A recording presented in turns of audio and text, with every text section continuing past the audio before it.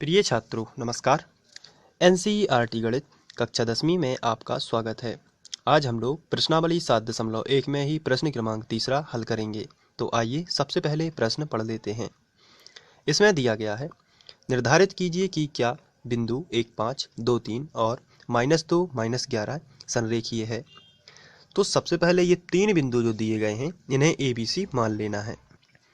तो इन्हें हम ABC मान लेते हैं। बिंदु A 1, 5 को हमने A ले लिया, 2, 3 को हमने B लिया है और C को हमने -2, -11 ले लिया है। अब हम समझ लेते हैं कि संरेखीय का मतलब क्या होता है। तो इसको रफ में हम समझ लेते हैं। संरेखीय का मतलब सिंपल भाषा में कहें तो एक ही लाइन में होना। यदि तीनों बिंदु एक ही लाइन में हैं, A, B और C, यहाँ पे A लिख दिया, यहाँ पे B, यहाँ पे C, और अगर ये तीनों एक ही लाइन में हैं तो इसे हम कहेंगे संरेखीय है। संरेखीय है। और अगर ये इस तरीके से है तो ये तीनों एक ही लाइन में नहीं है, क्योंकि एक लाइन या तो ऐसी खींचेगी या फिर ऐसी खींचेगी। तो कम से कम दो बस आएंगे एक लाइन में, तीसरा अलग होगा। तो ये एक लाइन में नहीं होंगे, तो इन्हें बोलते हैं असंरेखीय। तो संरेखीय और असंरेखीय में ये फर्क होता है। तो कोई बिंदु संरेखीय कब होते हैं, उसके लिए एक यहाँ पे हम लोग शर्त लगाएंगे कि अगर बात की जाए यहाँ पे यदि AB निकाला जाए और BC निकाला जाए, यहाँ पे मान के चलिए ये दिया गया है 4 और ये दिया गया है 1 और 3। तो AB और BC का योग अगर AC के बराबर है तो हम कहेंगे कि तीनों बिंदु संरेखीय हैं। ये शर्त आपको ध्यान रखना है। यदि AB और BC को जोड़ दें तो वो किसके बराबर होना चाहिए, AC के बराबर होना चाहिए। तो AB प्लस BC अगर AC के बराबर है तो तीनों बिंदु कैसे हो जाएंगे, संरेखीय। इसकी और भी कई करने के तरीके हैं, लेकिन ये सिंपल तरीका है। AB प्लस BC क्या हो जाएगा, AC। तो चलिए सबसे पहले हम AB निकालेंगे, उसके बाद BC निकालेंगे और फिर AC निकालेंगे और फिर कंपैरिजन करेंगे। तो सबसे पहले हम A और B के बीच की दूरी निकालेंगे। तो AB बराबर, तो यहाँ पर देख लेते हैं, ये बिंदु A के निर्देशांक हैं, ये बिंदु B के हैं और ये बिंदु C के हैं। तो जब AB निकालना है तो फॉर्मूला तो होता है x2 - x1 का वर्ग प्लस y2 - y1 का वर्ग। लेकिन ये जब हमें दो से अधिक बिंदु दिए गए हों तो वो वाला फॉर्मूला नहीं लगाना है, आपको डायरेक्ट लिखना है। और ये कब डायरेक्ट लिखना है, जब दो से ज़्यादा यानी 2, 3, 4 बिंदु दिए गए हों तब की बात हो रही है। तो आपको ये फॉर्मूला लगाना है। देखते हैं कैसे लगाना है। इसके लिए जैसे आपको A और B के बीच की दूरी ज्ञात करनी है तो आपको AB बराबर लिखना है, इसमें से पहले नंबर में से पहले नंबर का घटा देना है और दूसरे नंबर में से दूसरे नंबर का घटाना है। यानी x में से x घटेगा, y में से y घटेगा। तो चलिए देखते हैं। तो अंडर रूट तो सबसे पहले लगेगा, तो ये अंडर रूट तो हमने सबसे पहले लगा लिया। अब यहाँ पे देखते हैं, हमें निकालना है AB। तो 2 में से 1 घटाना है, तो 2 - 1 और वर्ग लगना है। ये फॉर्मूला में होता है वर्ग, प्लस 3 में से आपको 5 घटाना है, 3 - 5, 3 - 5 और यहाँ पे वर्ग लगा देना है। आगे बढ़ते हैं तो AB मिल जाएगा। AB बराबर अंडर रूट 2 में से 1 जाएगा तो आपको मिलेगा 1 का वर्ग प्लस माइनस का 5 है और प्लस का 3 है। माइनस का 2 ज़्यादा है तो यहाँ पे माइनस का 2 बच जाएगा और वर्ग लगा है तो वर्ग आ जाएगा। आगे बढ़ते हैं और AB बराबर हम लिखेंगे, AB बराबर अंडर रूट 1 का वर्ग 1 ही होता है और -2 का वर्ग, यदि हम इसे रफ में समझें तो इसका वर्ग का मतलब होता है इसे गुणा में 2 बार लिखना है, -2 गुणित -2। अब माइनस माइनस का होता है प्लस, समान चिन्हों का धन बन जाता है और 2 दूनी 4। तो तो ये मिलेगा +4 इसका आंसर। तो यहाँ पे लिखेंगे +4।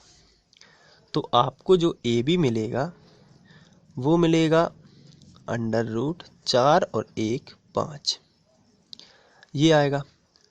तो यहाँ पे हम मात्रक लिखेंगे, कुछ भी आ सकता है या इकाई भी आप लिख सकते हैं। तो आपने ए बी निकाल लिया है। अब आपको निकालना है बी सी। ए और बी के बीच की दूरी है √5, आप देख सकते हैं। अब हमें बी और सी के बीच की दूरी निकालनी है, तो आइए बी और सी के बीच की दूरी भी निकालते हैं। तो यहाँ पर लिखना है इसी प्रकार बी सी बराबर √। अब यहाँ पे देखते हैं ये बी सी, तो फिर से वही चीज़, पहले नंबर में से पहले नंबर का घटाना है, यानी कि ये x2 है और ये x1 है। तो इसको ध्यान नहीं रखना है, जब 2 से अधिक बिंदु दिए हों तो पहले नंबर में से पहले नंबर का घटाना है और दूसरे नंबर में से दूसरे नंबर का घटाना है। तो -2 सबसे पहले ये लिख लेते हैं, -2, बीच में माइनस लगता ही है, और यहाँ पे लिखा है 2, तो ये आ जाएगा 2 और वर्ग लगा देना है, प्लस। अब यहाँ पे आपको देखना है दूसरे नंबर में से दूसरे नंबर को घटाना, यानी -11 में से आपको घटाना है -3। तो यहाँ पे आपको लिखना -11 -3 और वर्ग लगा देना है इस तरीके से। इसके बाद आगे बढ़ते हैं, तो आएगा बी सी बराबर √, -2 और -2, माइनस का हो जाएगा 4 और वर्ग लगा है तो वर्ग, प्लस -11 है और -3, तो 11 है और 3 जुड़ेंगे तो माइनस का हो जाएगा 14 और वर्ग लगा है तो वर्ग। आगे बढ़ते हैं, तो यहाँ पर हम लिखेंगे आगे बी सी बराबर √, यहाँ पे दिया गया है -4 का वर्ग, इसका मतलब ये होता है -4 गुणित -4, तो माइनस माइनस क्या हो जाएगा प्लस, और 4 चौके 16, तो ये आएगा 16 प्लस, यहाँ पे -14 का वर्ग है तो इसको भी सेम टू सेम सॉल्व करेंगे। इसका मतलब -14 गुणित -14, माइनस माइनस क्या हो जाएगा प्लस, और 14 गुणित 14 करेंगे तो ये आता है 196। 196 हम यहाँ जाके लिख देंगे। अब हम जोड़ेंगे तो बी सी बराबर आएगा √, और 196 और 16 जोड़ देते हैं तो 6 और 6 12, 12 की 2 हासिल आ जाएगी 1, 9 और 1 10 और 1 11 की 1 हासिल आ जाएगी 1, 1 और 1 2, तो बी सी आया है √212। तो यहाँ पर ए बी बी सी हमने निकाल लिया है। अब हम निकालेंगे ए सी। तो ए सी के लिए यहाँ पर हम हेडिंग डालेंगे ए सी बराबर, तथा ए सी बराबर, तो ए सी का फॉर्मूला वही होगा, सबसे पहले √, और फिर इसके बाद यहाँ पर ए सी निकाल रहे हैं इसलिए दूसरे नंबर में से पहले नंबर को आपको घटाना है, क्योंकि ए सी निकाल रहे हैं इसलिए पहला नंबर ये होगा, दूसरा नंबर ये होगा और पहला नंबर ये होगा, क्योंकि हम क्या निकाल रहे हैं ए सी। तो -2 में से घटेगा 1, तो हम लिखेंगे -2 -1 और वर्ग लगा देना है, प्लस इसी तरीके से -11 में से घटाना है -5 अकेला, तो सबसे पहले क्या लिखेंगे -11 और माइनस यानी घटाना का चिन्ह रहता है फॉर्मूले में, और ये 5 और वर्ग लगा है तो वर्ग लगा देना है। अब इसको सॉल्व कर लेते हैं, तो आगे बढ़ते हैं। ए सी बराबर √, -2 और -1 हो जाएगा -3, क्योंकि 2 और 1 जुड़कर -3 हो जाएंगे, और वर्ग लगा है तो वर्ग लगा देना है, प्लस है तो प्लस, -11 है और -5, तो इसको जब आप जोड़ोगे तो 11 है और 5 दोनों को जोड़ देना है, तो ये हो जाएगा -16 और वर्ग लगा है तो वर्ग लगा देना है। आगे बढ़ते हैं, तो ए सी बराबर आपको मिलेगा √, -3 का वर्ग है इसलिए हम यहाँ पे लिखेंगे -3 गुणित -3 माइनस माइनस का प्लस और 3 तिरका 9। तो यहाँ पे आएगा 9 प्लस, यहाँ पे -16 का वर्ग है, इसका मतलब -16 गुणित -16 हो जाएगा, माइनस माइनस प्लस, और 16 गुणित 16 करेंगे तो ये आएगा 256। तो यहाँ पे हम लिखेंगे 256। अब हम 256 और 9 जोड़ लेते हैं, तो AC बराबर आएगा अंडर रूट 256 और 9 265। तो ये AC आ गया है। अब यहाँ पर हमने AB, BC और ACA या AC निकाल ली है। अब हम देखते हैं कि यहाँ पर A, B, C यदि एक ही रेखा पर हों तो AB और BC ये दोनों का योग AC के बराबर होना चाहिए। इसका मतलब ये है कि AB और BC को यदि जोड़ दिया जाए तो ये किसके बराबर होना चाहिए? AC के बराबर होना चाहिए टोटल। तो ये संरेखीय होने की शर्त है। तो आइए देख लेते हैं। तो यहाँ पर हम लिखेंगे संरेखीय होने के लिए AB प्लस BC AC के बराबर होने चाहिए। तो AB प्लस BC बराबर होनी चाहिए AC।